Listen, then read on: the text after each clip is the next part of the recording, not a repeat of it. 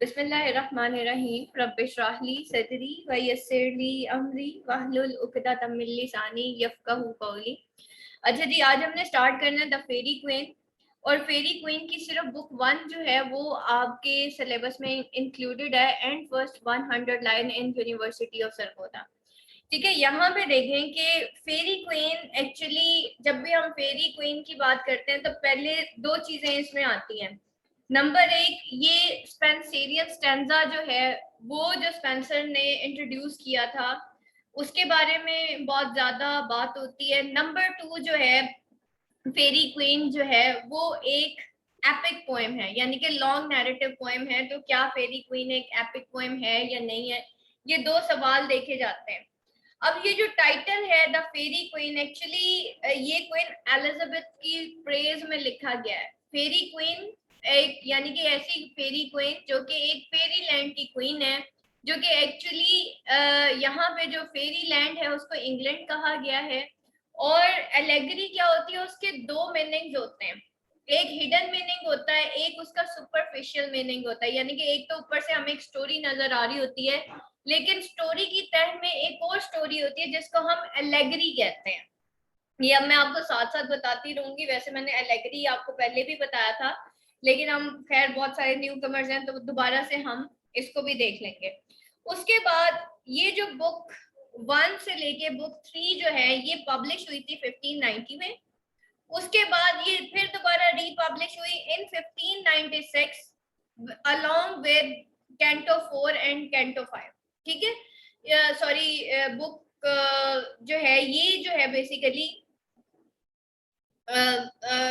Publish हुई थी। Book 1 से लेके बुक 3 ये पब्लिश हुए 1590 से 1590 में। और उसके बाद ये रीपब्लिश हुई विद बुक्स 4 to 6, यानी कि फिर इसको रीपब्लिश किया गया। ये आपने मल्टीपल चॉइस क्वेश्चन के लिए या शॉर्ट क्वेश्चंस के लिए याद रखना है। अच्छा जी, स्पेंसर ने एक्चुअली इन्वेंट की थी वर्ड्स फॉर्म जिसको हम स्पेंसरियन स्टैंजा भी कहते हैं। ठीक है, और इसके अंदर क्या है कि एक नाइट की कहानी है, उसको जो फेरी क्वीन होती है, ठीक है, जिसको जो है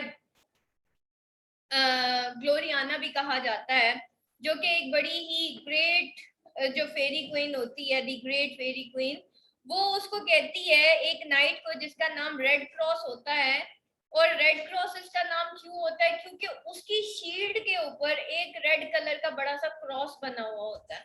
तो वो उसको एक टास्क देती है कि तुम्हें जो है वो एक ड्रैगन से लड़ना है। तो लॉन्ग एपिक पोएम के अंदर एपिक पोएम बेसिकली होती क्या है, that is a long narrative poem जिसमें एक एडवेंचरस स्टोरी सुनाई जाती है या दिखाई जाती है, और जिसमें जो है सुपरनेचुरल मशीनरी भी यूज की जाती है। हमने एपिक के बारे में काफी कुछ पढ़ा, स्पेशली अभी आगे जाके हम इंशाल्लाह जब मजीद एपिक के बारे में पढ़ेंगे, जब हम मिल्टन की जो है पोएम स्टार्ट करेंगे। कौन सी है भाई पोएम इसकी, मिल्टन की, जहन से निकल गई, पैराडाइज लॉस्ट। ठीक है, पैराडाइज लॉस्ट जब मैं बताऊंगी पढ़ाऊंगी आपको तो मजीद उसके बारे में हम पढ़ेंगे, लेकिन अभी हम वापस इधर ही आते हैं कि Faerie Queene is notable for its poem had over 36,000 lines। Long narrative poems होती हैं और एपिक्स क्या होती हैं, एक्चुअली ये जो है लॉन्ग नैरेटिव पोएम्स होती हैं जो कि होमर की लाइड और वर्जिल की एनीड उनको सामने रख के लिखी गई थी। होमर ने जो लाइड लिखी थी वो भी इसी तरह जो है इतनी उसने लंबी लाइड, इसको इलियाड करके लिखा था, ELIAD। होमर ने जब एपिक लिखी थी ना लाइड, तो होमर अंधा हो गया था। ठीक है, और ये जो है ग्रीक था बेसिकली होमर जो है, और इसने 10,000 लाइंस की लेंथ से भी ज्यादा लंबी ये पोएम लिखी थी। ठीक है, और जो वर्जिल है उसने एनीड लिखी थी, और उसने इस एपिक के अंदर 11 to 13 किताबें लिखी थी, और इसी तरीके से तकरीबन 13,000 लाइंस थी उसके अंदर भी। और मिल्टन ने जो पैराडाइज लॉस्ट लिखी थी उसमें उसने 13 किताबें लिखी थी, 13 बुक्स लिखी थी, जिसमें round about 700 to 800 to 900 lines थी। ठीक है, तो जॉन मिल्टन ने भी ये किताब लिखी थी और जॉन मिल्टन भी कहते हैं कि लिखते लिखते ये भी ब्लाइंड हो गया था, यानी कि इतना लिखा था कि ये ब्लाइंड हो गया था। सबसे पहली बात ये कि एपिक जो है वो होती क्या है। ठीक है, सबसे पहले क्लासिकल पोइट्स थे होमर और वर्जिल, जो मैंने आपको बताया कि होमर ने जो है वो लाइड लिखी थी और वर्जिल ने एनीड लिखी थी। ये दो फेमस पोइट्स हैं जिन्होंने एक्चुअली बेस एक इनकी जो एपिक है वो हम देखते हैं। इसमें हीरो का डाउनफॉल दिखाया जाता था फ्रॉम प्रॉस्पेरिटी टू एडवर्सिटी। ठीक है, हीरो जो है उसका डिग्रेशन दिखाया जाता था, फिर उसका इंटरपोलेशन यानी कि अपने मकसद से अचानक से हट जाना, फिर जर्नी टू द अंडरवर्ल्ड, एक ऐसी दुनिया में चला जाना। अंडरवर्ल्ड एक ऐसी दुनिया है जिसका असल में हकीकत की दुनिया से ताल्लुक नहीं है, यानी कि हेवन में चले जाना, हेल में चले जाना, फिर ऐसी बोनों की दुनिया में चले जाना, दैट इज ऑल अंडरवर्ल्ड। ठीक है, एक उसके अंदर फिर एक डिस्कवरी होती है एंड रियलिटी ऑफ ट्रुथ होता है। फिर नंबर 8 इसके अंदर ड्रीम्स होते हैं। ठीक है, एपिक के अंदर ड्रीम्स दिखाए जाते हैं, लाइक हो सकता है वो कोई प्रोफेसी हो सकता है वो ख्वाब आगे जाके मंजूर होना हो सकता है वो कोई टास्क हो। जैसे मैंने आपको बताया कि फेरी क्वीन के अंदर जो है, जो फेरी द ग्रेट फेरी क्वीन जिसका नाम जो है ग्लोरियाना होता है, ठीक है, वो जो टास्क देती है किसको, नाइट को, नाइट जिसका नाम रेड क्रॉस होता है उसको वो ये टास्क देती है कि तुमने जाके किसको जो है किल करना है, जाके तुमने एक ड्रैगन को किल करना है, फोन फार किसी ड्रैगन को किल करना है।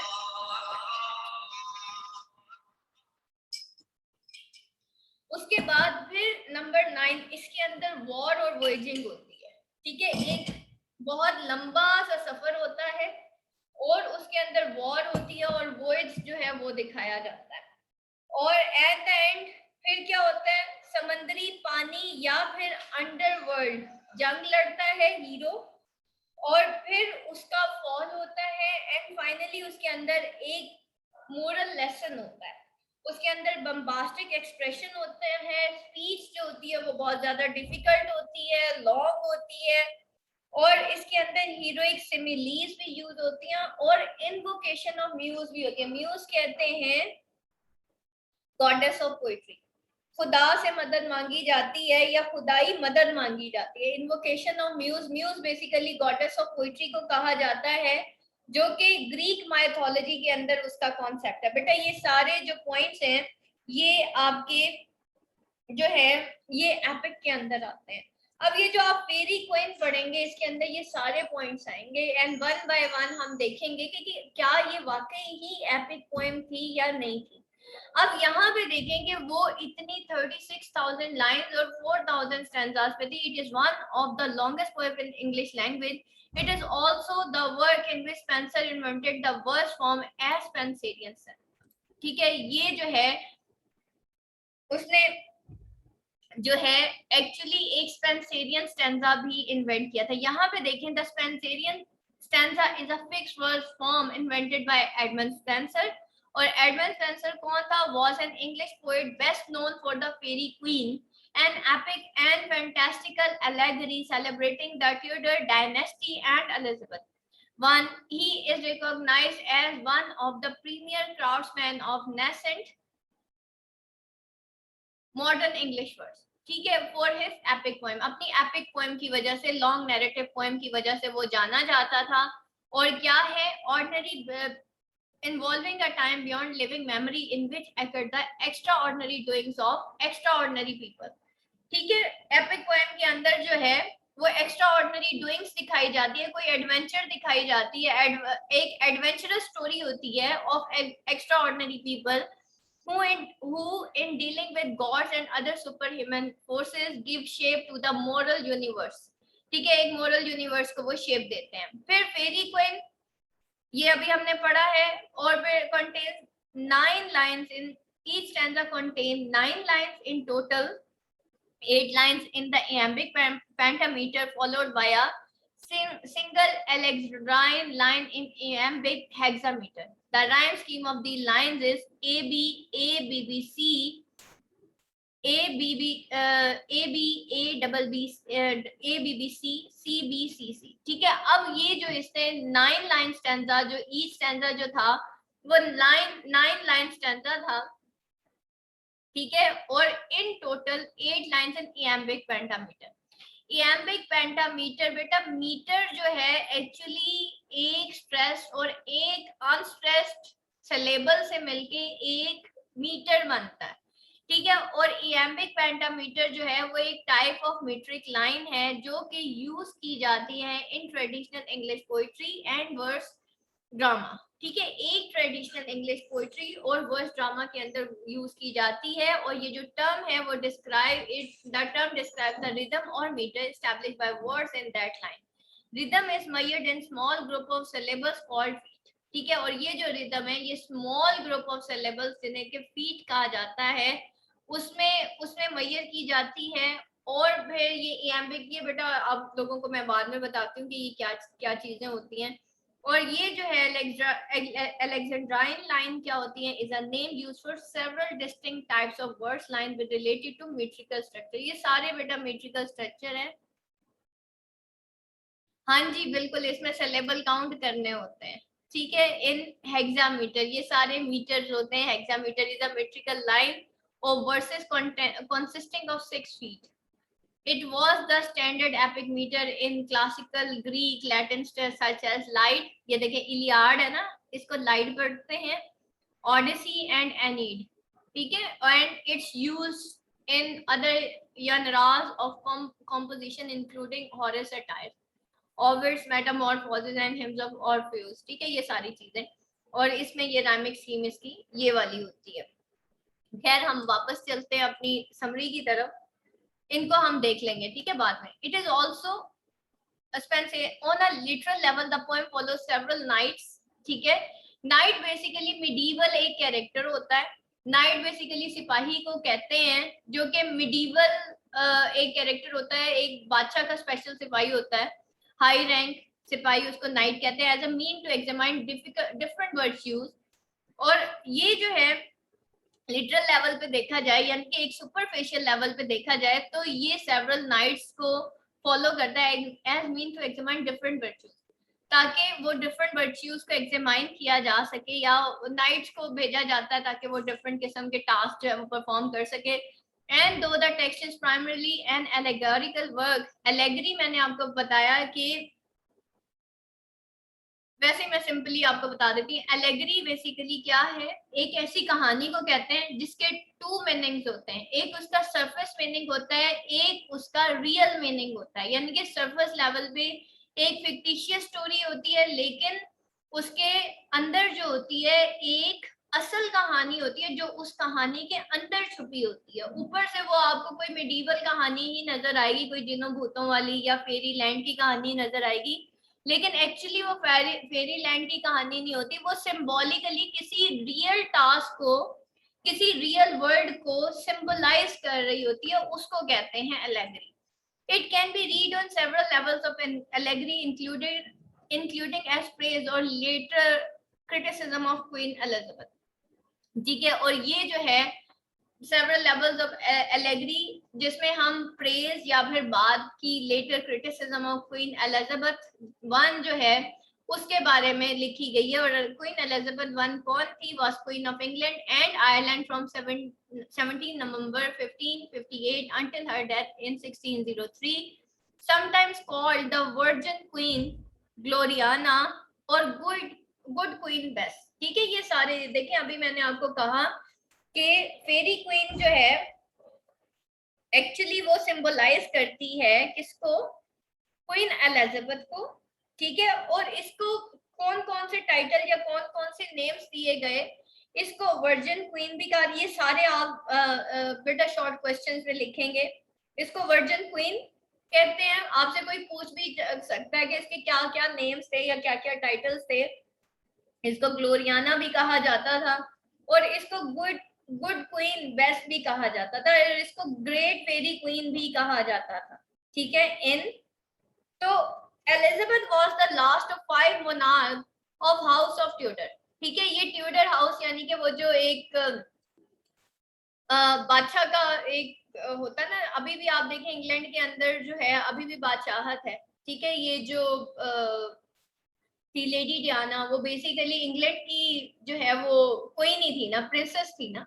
तो यहाँ पे भी वो क्वीन एलिजाबेथ के ही बारे में वो बता रहे हैं कि उसको ये टाइटल्स मिले हुए थे। In Spenser's letter of authors he states that the entire poem is cloudily enwrapped in allegorical devices। ठीक है, ये जो है एंटायर पोएम जो है वो cloudily enwrapped थी allegorical devices में। and the aim of publishing the fairy queen was to fashion a gentleman or noble person in virtuous and gentle discipline। और जो है फेरी क्वीन जो है वो क्या थी, was to fashion a gentleman। ठीक है, फैशन किया गया एक जेंटलमैन को या एक नोबल पर्सन को, जिसको हम नाइट कह रहे हैं, इन वर्चुअस एंड जेंटल डिसिप्लिन। उसको जो है जेंटल और वर्चुअस डिसिप्लिन में क्या किया गया, फैशन यानी कि दिखाया गया। फैशन यहाँ पे दिखाना, शो किया गया फैशन, यहाँ पे फैशन बेसिकली फैशन नहीं, यानी कि उसको देखिए ट्रेजेडी के अंदर हमेशा जो थ्रू एम्बेलिश लैंग्वेज जो है ना, उसको मजीद बढ़ा चढ़ा के भी पेश किया जाता है। तो इसलिए यहाँ पे फैशन अ जेंटलमैन लिखा हुआ। ठीक है, Spenser presented the first 3 book of Faerie Queene to Elizabeth one in 1589। और उसने फर्स्ट 3 बुक जो थी वो प्रेजेंट की in 1589, probably sponsored by Sir Walt Raleigh. ठीक है, और जो कि स्पॉन्सर्ड की सर वॉल्टर रैले ने। Sir Walter Ralegh, also spelled Raleigh, was an English statesman, soldier, spy, writer, poet, explorer, and landed gentleman, one of the most notable figures of Elizabethan era. He played leading part in English colonization of North America. और फिर जो है the poem was clear effort to gain court favor। ठीक है, court की favour में लिखी गई थी, क्लियर एफर्ट थी कि कोर्ट की फेवर मिल जाए। And as a reward, Elizabeth granted Spencer a pension for life amounting to 50 जो है pounds a year। ठीक है, और फिर जो है एज अ रिवॉर्ड एलिजाबेथ ने ग्रांट किया स्पेंसर को, एक पेंशन उसको दी थी for life amounting, for the life time, कितनी, उसको 50 पाउंड्स जो है पर ईयर जो है उसको ये पेंशन मिली। Though there is no further evidence that Elizabeth I ever read any of poem. This royal patronage elevated the poem to a level of success that made it Spencer defining work। आपको पता पहले के जमाने में कुछ इस तरह भी लिखा जाता था कि क्वीन को खुश करने के लिए भी लिखा जाता था। अब समरी देख लेते हैं जो कि आपकी बुक 1 फर्स्ट 100 लाइंस जो है उसमें क्या उसने समरी बयान की है। यहाँ पे book 1 is centred on virtue of holiness as embodied in Red Cross Knight. ठीक है, एक रेड क्रॉस नाइट होता है, ठीक है, उसकी वर्च्यू ऑफ होलीनेस दिखाई गई है एम्बडीड इन रेड क्रॉस नाइट। ठीक है, रेड क्रॉस नाइट में largely self-contained, book 1 can be understood to be its own miniature epic। ठीक है, इसको अपनी ही miniature epic के तौर पे देखा जा सकता है। The Red Cross Knight and his lady Yuna travel together as he fights the monster around। ठीक है, और यहाँ पे क्या होता है, रेड क्रॉस नाइट जो होता है वो अपनी लेडी यूना के साथ वो ट्रेवल करता है, ये दोनों इकट्ठे ट्रेवल करते हैं। he finds the monster around, then separately after the wizard Archimago tricks the Red Cross Knight into thinking that Yuna is unchaste using a false dream। ठीक है, और वो क्या करता है फिर सेपरेटली, एक जादूगर होता है जिसका नाम आर्कीमेगो होता है, वो ट्रिक करता है रेड क्रॉस नाइट को कि वो ये सोचे कि यूना जो है वो अनचास्ट है और वो एक फॉल्स ड्रीम यूज कर रही है। यूजिंग अ फॉल्स ड्रीम यानी कि एक फॉल्स ड्रीम के जरिए रेड क्रॉस नाइट जो है इसको ये बावर कराया जाता है कि भाई ये जो यूना है ना, ये तुम्हारे साथ सिंसियर नहीं है, ये अनचास्ट है। और ये कौन है, ये basically Archimago is a sorcerer in the Fairy Queen by Edmund Spencer. In narrative, he is continuously engaged in deceitful magic, as when he makes a false Yuna to tempt the Red Cross Knight into lust। ठीक है, वो कोशिश करता है यूना के through red Cross night को इन lust, कि वो लस्ट में पड़ जाए, and when this fails conjure another image, और फिर वो एक और इमेज जो है वो ड्रॉ करता है of a square to deceive the knight into believing that Yuna was false to him। तो वो जो है वो एक और इमेज और स्क्वायर जो है, स्क्वायर बेसिकली देखिए नाइट बड़ा रैंक है, नाइट से छोटा जो होता है ना रैंक बादशाह के कोड के अंदर, नाइट के बाद जो सेकंड रैंक होता है वो स्क्वायर का होता है। ठीक है, आप ऐसे समझ लें कि जो नया नया फौजी अभी या कैडेट है, या वो कैडेटशिप से अभी अभी निकला है, जिसको हम लेफ्टिनेंट भी कहते हैं। ठीक है, वो लेफ्टिनेंट है और एक मेजर है। तो जो बड़ा वाला नाइट होगा वो मेजर होगा, और जो छोटा वाला नाइट होगा जिसको हम स्क्वायर कहते हैं, ठीक है, वो अभी यंग यंग जो निकले होते हैं, तो ये होता है। ठीक है, तो knight is basically the senior फौजी and the squire is basically the lower rank फौजी, जो इनिशियल अभी अभी नया नया फौजी बना है। ठीक है, तो कंज्योर करता हुआ कि another magic image of a squire to deceive the knight into believing that के यूना जो है वो उसके साथ कुछ गलत कर रही है। फिर वो आफ्टर ही लीव्स, मतलब वो अपनी मैजिकल ट्रिक्स के साथ ही उसके गुमान को बदलने की कोशिश करता, ताकि वो जो है ये जो रेड क्रॉस नाइट है वो यूना पे जो है वो शक करना शुरू करता है। After he leaves the Red Cross Knight meets Duessa who finds distress in order to entrap him। ठीक है, और फिर वो उसको जैसे ही वो इसको वो चला जाता है, तो रेड क्रॉस नाइट जो है फिर वो डियोसा से मिलता है, who finds distress in order to entrap him, जो कि कोशिश करती है who finds distress in order कि वो किसी तरह उसको एंट्रैप करे। फिर जो है Duessa leads the Red Cross Knight to captivity by giant और गॉगलियो। और फिर क्या होता है, ड्यूजा जो है वो क्या करती है, लीड करती है क्रॉस नाइट को यहाँ तक कि वो जाइंट जो है और गॉगलियो वो उसकी टू कैप्टिविटी बाय के, और गॉगलियो जो है वो इसको किसी तरीके से क्या कर ले, एंट्रैप कर ले। और गॉगलियो बेसिकली क्या है, in literary character in Edward, he appears in 7th canto book 1 as a beast and attacks the main character Red Cross, who symbolize the ultimate Christian knight during a moment of weakness, और Goglio means pride in Italian। ठीक है, इसको बेटा आप लिख लें अपने कि और गोगलियो का मतलब जो है वो प्राइड होता है इन इटालियन। और फिर जो है ये जो है क्या सिंबलाइज करता है, अटैक करता है मेन कैरेक्टर रेड क्रॉस को, लेकिन वो अपनी अल्टीमेट क्रिश्चियन नाइटहुड की वजह से वो कामयाब हो जाता है।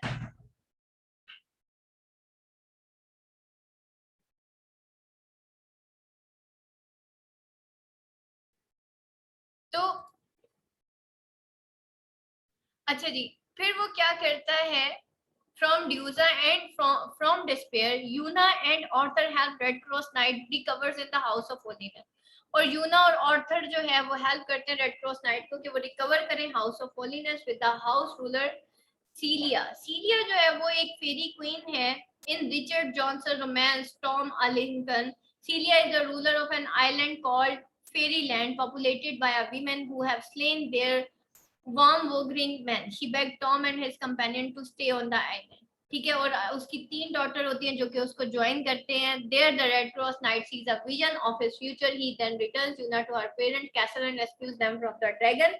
फिर क्या होता है, वो जो है फिर There the Red Cross Knight sees a vision of his future। वहां पे फिर वो रेड क्रॉस नाइट एक विजन ऑफ फ्यूचर देखता है, और फिर वो रिटर्न होता है टू हर पेरेंट्स, उसके पेरेंट्स की तरफ, castle and rescues them from the dragon. और फाइनली वो ड्रैगन से उनको रेस्क्यू कर लेते हैं, and the two are betrothed after resisting Archimago one last night. और फिर जो है betrothed, sorry, after resisting Archimago once life. ठीक है, और फिर फाइनली वो जो दो होते हैं वो बी थ्रॉट हो जाते हैं आफ्टर रेजिस्टिंग आर्कोमेगो। अच्छा जी, आगे चलते हैं बेटा, ये मेजर कैरेक्टर्स हैं इसके। एक्रेशिया, ठीक है, सेडक्ट्रेस ऑफ नाइट्स, और उसके बाद एमोरेटा, फिर आर्किमेगो, ये वही एनिवल जो अभी हमने पढ़ा था कि ये जादूगर था। ठीक है, and evil sorcerer who is sent to stop the knights in service of Faerie Queene, कि वो किसी तरह फेरी क्वीन के लिए काम ना कर सके of knights Archimago hates Red Cross most of all, hence he is symbolically the nemesis of England. ठीक है, आर्कीमेगो जो है वो एक इवल स्कोरर था, एक मैजिशियन था. आर्टिगाल और अर्तगाल और अर्तेगोल और अर्तेगल are knight who is embodiment of champion of justice. ठीक है, और he meets Britomart after the defeating her in a sword fight. ठीक है, ये इसको आप रहने दे. ऑर्थर है 8 है. ये जो सिर्फ आपके जो कैरेक्टर्स हैं बेटा वो फर्स्ट जो है आपके समरी में जो बुक 1 में बस वही आपके इंक्लूडेड है, बाकियों को आप रहने दे. वो मैंने आपको मेन बता दिया, जिसमें यूना है, फेरी क्वीन है जिसका नाम ग्लोरियाना है, उसके बाद रेड क्रॉस नाइट है, और एक उसमें मैजिशियन आ जाता है. ठीक है, और एक दो कैरेक्टर्स बस और है. ठीक है, ये आप अपनी बुक में से देख लीजिएगा. उसके बाद थीम्स इसके अंदर जो यहाँ पे दिखाई है उसने इस पोएम के अंदर, वो है allegory of virtue. A letter written by Spenser to Sir Walter Raleigh in 1590 contains a preference for the fairy queen, in which Spenser describes the allegorical presentation of virtues through Arthurian kings in the mythical fairy lands. Presented as a preface to the epic in most public edition, this letter outlines plans for 24 books, 12 based each on different knights who exemplified one of the 12 private virtues, and a possible 12 more centered on King Arthur displaying 12 public virtues. Spenser names Aristotle as his source for these virtues, though the influence of Thomas Aquinas का ये एक Italian जो है वो डोमिनिशन fryer था, philosopher था, Catholic priest and doctor of the church, and immensely influenced philosopher, theologian, and jurist in tradition of scholasticism. He is also known within the later as Doctor of Anglicus. अच्छा, Thomas Aquinas की ना कुछ teachings थी, ठीक है, और वो related to art थी. ठीक है, लेकिन खैर इसके अंदर इतना ज्यादा आएगा नहीं इसके अंदर थॉमस एक्विनास का. And tradition of medieval allegory can be observed as well. It is impossible to predict how the work would have looked had Spenser lived to complete it, since the reliability of the prediction made in his letter is not absolute. A numerous divergences from the scheme emerged as early in 1519, the first fairy queen publication. बेटा ये आप religion है, फिर इसके अंदर politics दिखाई हुई है, archetypes, symbolism and allusions, and then composition.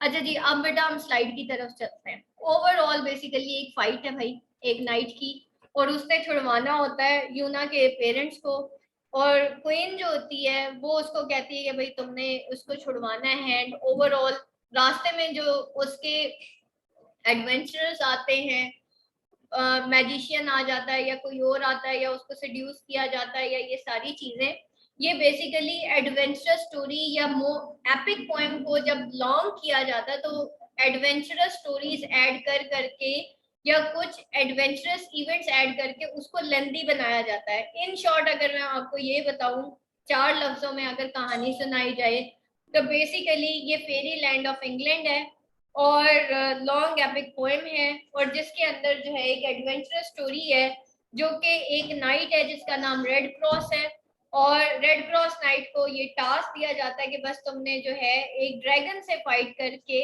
और उस ड्रैगन के चुंगल से बचा के लाना है यूना के पेरेंट्स को, मदर एंड फादर को. That's all. ठीक, अच्छा जी, नेक्स्ट है हमारी स्लाइड पे चलते हैं और छोटा सा एक लुब्बे लबाब इसका देख लेते हैं.